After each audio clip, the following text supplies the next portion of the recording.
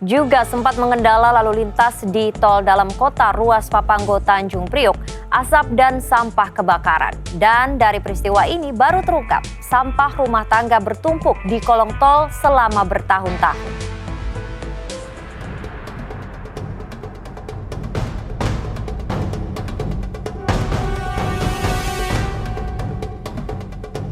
Dari lurah, ganti lurah, nggak bisa nanganin.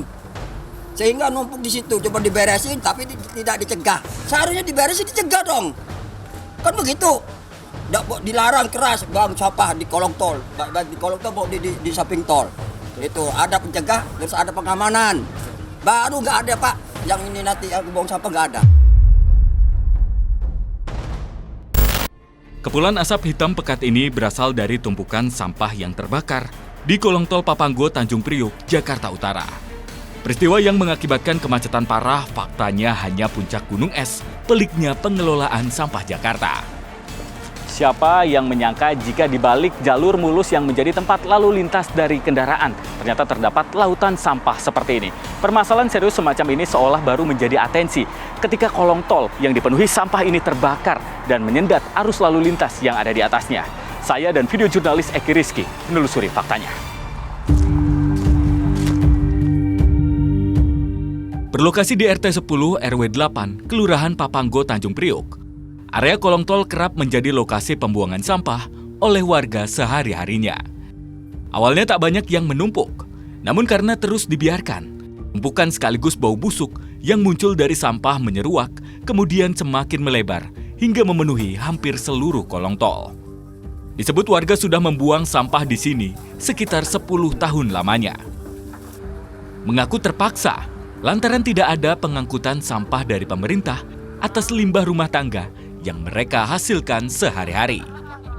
Harus ada pembuangan, kalau nggak ada pembuangan gimana diatur oleh pemerintah setempat gitu loh. Cari solusi bagaimana supaya warga kita RT 10 dan sekitarnya ini nggak buang sampah di sini.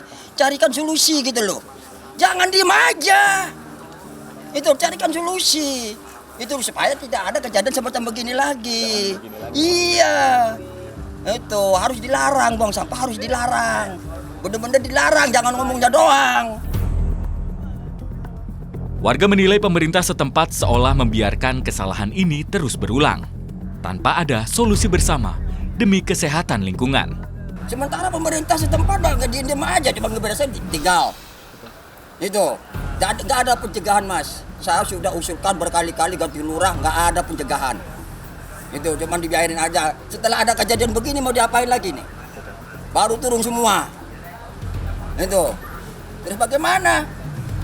Itu kalau gini udah keadaannya. Itu warga buang sampah di sini karena nggak ada petugasnya? Nggak ada lagi tempat sampah di mana, nggak ada. Pasca kebakaran yang melanda area kolong tol, petugas pemeliharaan prasarana dan sarana umum Jakarta atau PPSU dikerahkan guna membersihkan sampah yang berada di lokasi. Meski puluhan petugas dikerahkan, sejauh mata memandang masih banyak sampah-sampah di sepanjang kolong tol yang perlu segera diangkut. Karena untuk akses sendiri mobil itu tidak bisa masuk sehingga kita mengerahkan anggota sekitar 150 dan kita masukkan ke dalam karung untuk dibawa melalui germot. Dan kita pun sudah menghimbau kepada warga agar tidak membuang sampah di sekitar karena memang tempat sini sudah banyak ya sampahnya supaya tidak ada penumpukan sampah lagi. Lebih kurang 3 bulan yang lalu, pasukan Oren sudah menyambangi lokasi untuk melakukan pembersihan.